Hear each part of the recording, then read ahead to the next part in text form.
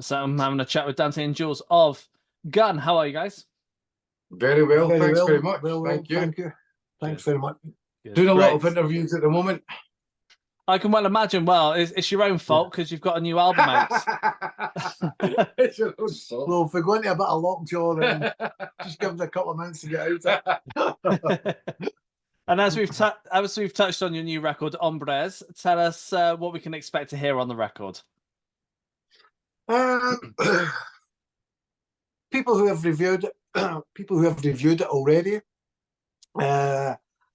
think it's back to Gun of Old with the guitar riffs and the big guitar sounds and stuff like that, and the melodies and the big choruses and back to basics, and that really is where we took the album, record. We just wanted to make a record, when the pandemic and stuff, all that happened, and the COVID and thing, well, by the time everything started to come back, gigs started to happen, bands started to tour, we really just wanted to get into the studio and really write a record that was going to try and, get us back on the saddle again, and I think, we put everything into it, and we really recorded all the songs, and we had great fun recording it, we just felt like we felt good recording the album, and so we're here with it, it's just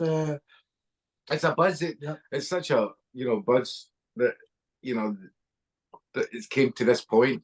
It's been like an incredible journey, through the whole writing process, through that whole pandemic and stuff like that, and waiting for that.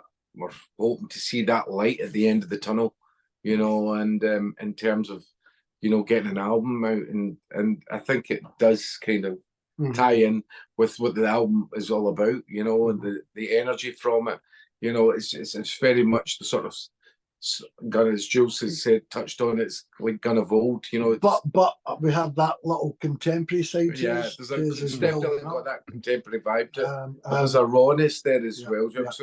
So really chuffed with it, really happy with the way it's came across, and the response from the fans hearing the new songs and stuff like that has been fantastic. We've been playing these showcases, like album launch showcases, and we've been playing 6 songs off that new album, and they went down an absolute storm, after the show. Everyone's that's really a tester, to throw the new songs in there, and so as well as having the old sort of back catalogue of songs and stuff like that. But the new ones comes across really well. So really happy. Yeah, good. And the sound that you've created with this record, then, is it the sound you wanted to create, or is it simply how it turned out in the studio? I think it's just, I just wanted us to get back to real, because it's quite raw, some of that guitar, of that playing, and I remember we were recording it, we just wanted it to just a whole band vibe of playing it, none of this, like, we'll record this and then we'll record that on top of that, and then we just really wanted to give a real good feel of the guys in the band and playing, and it's just the way it is, the riffs that I've come up with, and the music that Dante and I have on the tracks we worked on, we just felt it fitted. It really did. It just really it just worked, and I think it was just pretty magical in the studio, because a lot of people are saying, oh wow, but when you hear the record and when you hear those tracks, it just sounds like as if you're really, it sounds dead exciting. Well, it was dead exciting recording it, and it was really, I think we all just put our hearts on it so much into it, and that's the way it turns out. I think, I really do believe I think if you listen to those like early AC/DC album, Queen album, Thin Lizzy albums, you can hear the guys playing it. You can hear that, it's the way they're playing. It just sounds exciting, and I think I've kind of created that in the studio. Yeah, nice. And you must have written more than what's made it onto this record. So what happens to those tracks now? You get thrown in the pit. No, we just. There are some good songs. It was quite a difficult, challenge for us to kind of what songs to put on the album. But we eventually got down to I think is it a 13. 10 on the album, and then there's Deluxe, which has 12, 13, and then we've got another album that's going to be coming out later at the end of the year that's going to be featuring 20 songs on the album. So, and that's where those some of those but you know, there's still songs I think the fans would love to hear. Yeah. You know, I think that's a cool thing to have. That, you know, you don't appreciate it as much, but the fans do. You know, with the sense of they want to hear everything. You know, if they would absolutely love to hear all the songs that were sort of never made it onto the album. And we've got quite a few. We have got quite a few. Then yeah, there's ideas, there's guitar ideas that we've got, and arrangements we've got that are. I think it sounds, you know, it sounds brilliant. It sounds, but we just couldn't get the melody right. We couldn't just get the things like. So we maybe come back. We'll come back to it. Yeah, we'll come back to it. We have lots of half ideas like that, you know. Yeah. So, but we'll come back to them, you know. But we just, you know, couldn't work it. Couldn't get the idea. Couldn't get the melody, because obviously the melody is an important part of the biggest part of the song, you know. So yeah. But we'll get back to that. We'll get back round to that. Good. And you've mentioned you've done some in-stores and some intimate gigs. You've got a whole bunch more of those coming up. How do you cater your sets for smaller, intimate shows compared to the big shows you've done? Yeah, I mean, well, when we go to do these in-stores, it's going to be 3 or 4 songs that we'll do acoustically, Jules and I. Tomorrow is Glasgow, so that'll be a bigger one. So I think, you know, yeah, listen, I love playing, you know, and especially playing the new material. You get a buzz playing it, you know, and I'm playing all the sort of the new stuff acoustically. It's quite an added sort of experience as well. Again, for the fans and stuff like that.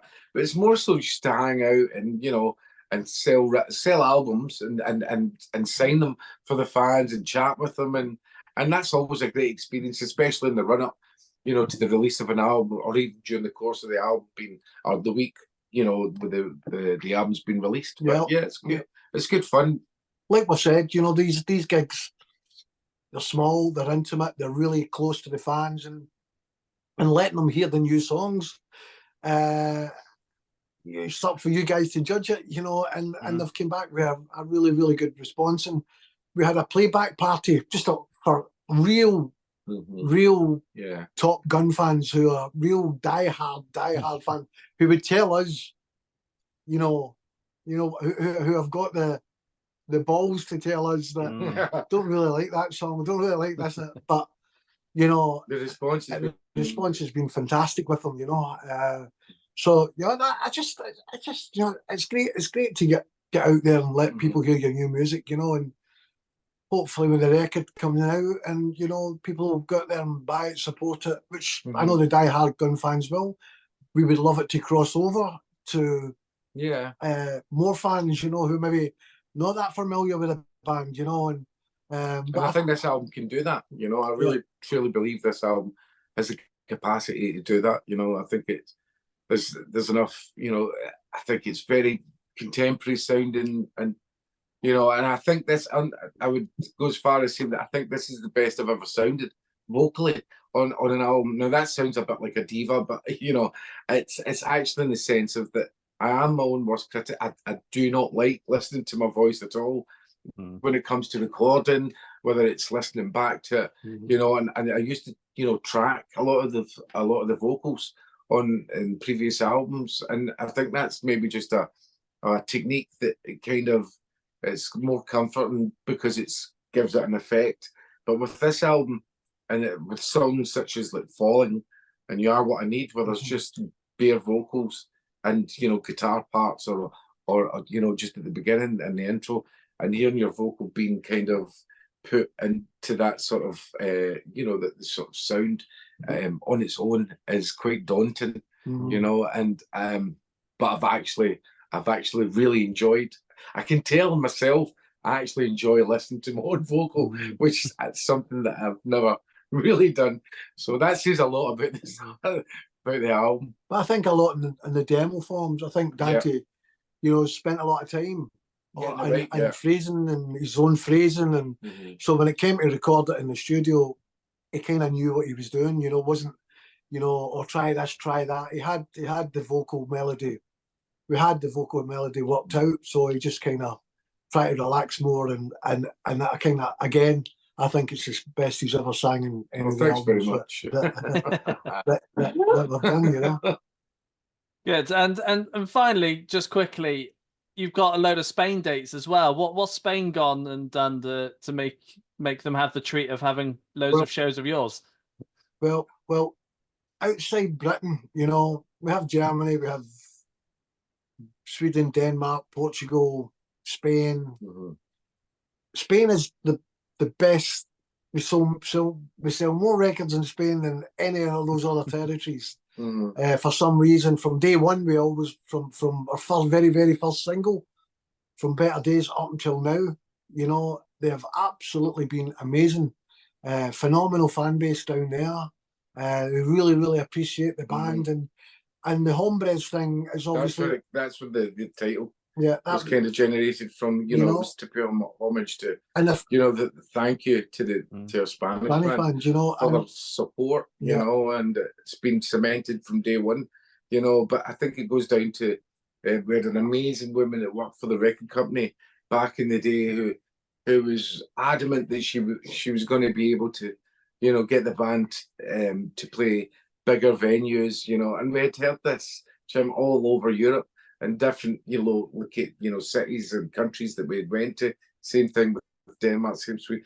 And we were like, oh, we've heard this all before. You know, she was like, I promise you, the next time you come back, you'll be playing to 2,000 capacities. And we're like, right, okay, we'll see.